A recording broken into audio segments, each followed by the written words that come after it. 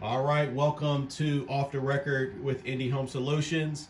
I am here with an amazing young lady who purchased a home from us. How long ago was that? That was in 2017. I closed. 2017. Jennifer, Yes. welcome. Thank you. Yeah, you were a first-time home buyer Yes, I at the was. time. Yes.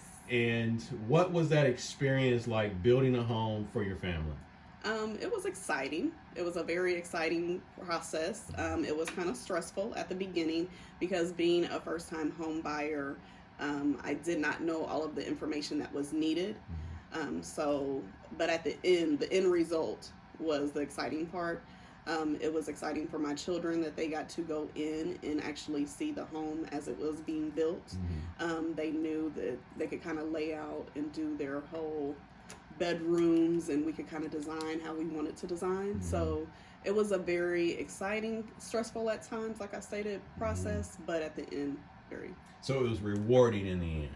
rewarding. That's Yeah. a great word. Rewarding in the end, Yeah. yes. So how did your kids going through that process? I'm sure your kids had a lot of questions and, picking out their rooms and, They did. They had little questions. They kind of didn't understand the process. I had a lot of questions more for the builder and my realtor as far as the information that I needed to obtain. I had to watch my credit a lot, making sure that I didn't go and just purchase unnecessary items because that would put a ding on my credit. So it was just a learning process for me, especially being a first-time home buyer, that you do not, you don't understand how important credit is during this process. Not charging up your credit card. Right. Yeah. It was very a strenuous process. But they were excited at the end for getting a home. So, but I don't think that one was younger and one, so they really didn't understand the process, and I didn't really kind of share that with them because I didn't want them to be to get their hopes up if something were to fall through. Yeah, I tell people all the time, you don't have to tell people about what you're doing. Just invite them to the housewarming party. Yeah.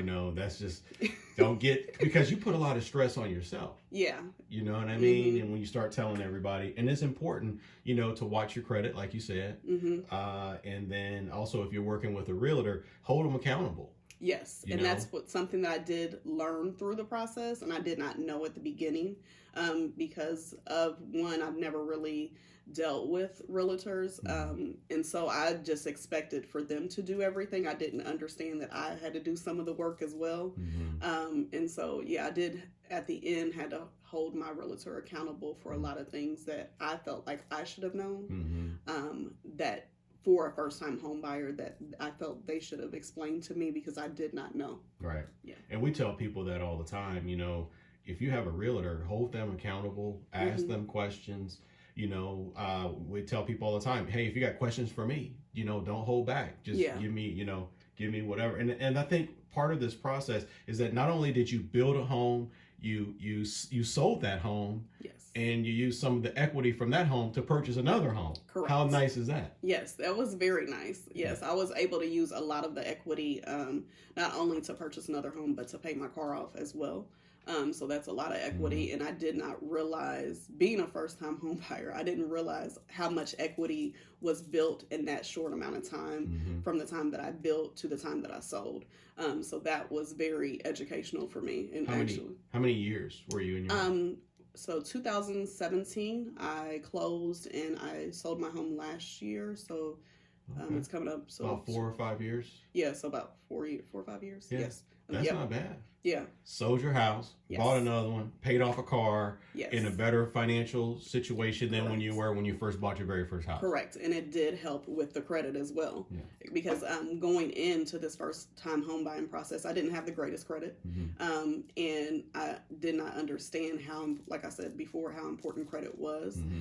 But doing this, it also increased my credit score. So you built your credit, you built wealth.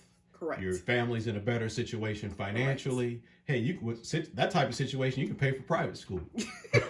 Yes, if my children were still in school. Yes. Right. Yeah. So, what is your message to anybody out there that's renting? They're thinking about buying or building a home. and they've been following IndieHomeSolutions.com for a while, and they really want to sit down with somebody. What is your advice to those folks, in regards to getting started? Is it saving money, focus on credit, just get in, talk to somebody, let's get it? What advice would you give them? Well, there's a few pieces of advice I would give. One would be focus mainly on your credit, focus on that credit score, and then just reach out and speak with the realtor, speak with the Indie Home Solutions about what all you need to do to get the process going. I would say, because I do have a lot of friends that are not home buyers as of yet, and they're scared to start that process. They think that they have to have this perfect credit score, which they don't. I didn't have it going in. And they're like, well, I don't think I would be able to purchase the home, or they're going to deny me. And that's not the truth. Right. So just have an open conversation, be open with the person that you're working with, let them know where you stand. And I'm sure if I can do it, like I tell everybody, if I can get a home, anybody can get a home, because you do not understand all the prayer and the sacrifice that I went through to get it. But it was done. So you can do it. One of the things I tell people now, because a lot of people say, well, interest rates are high. Right. I'm not going to, but what's the alternative is to keep granting.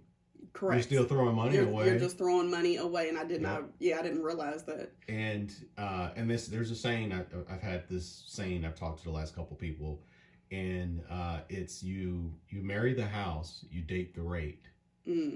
So that means I can refinance and get a better interest rate. So I can buy right now. I don't have to live in that house. I can rent it out. I can Airbnb it.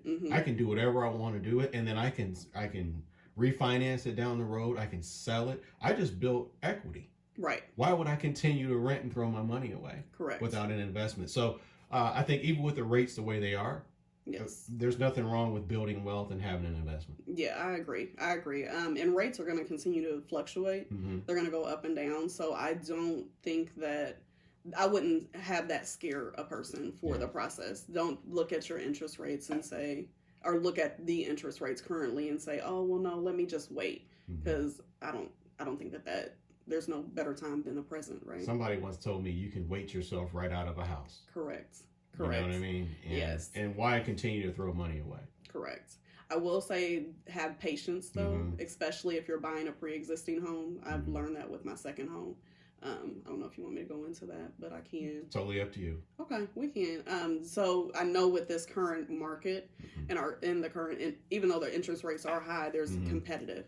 Yes. So just with buying my second home, I just had to learn to have patience, because you're going to find that you think that this is your home, your perfect home, but there are other people that are bidding. So don't give up, because your home is out there. Well, that's why they should build.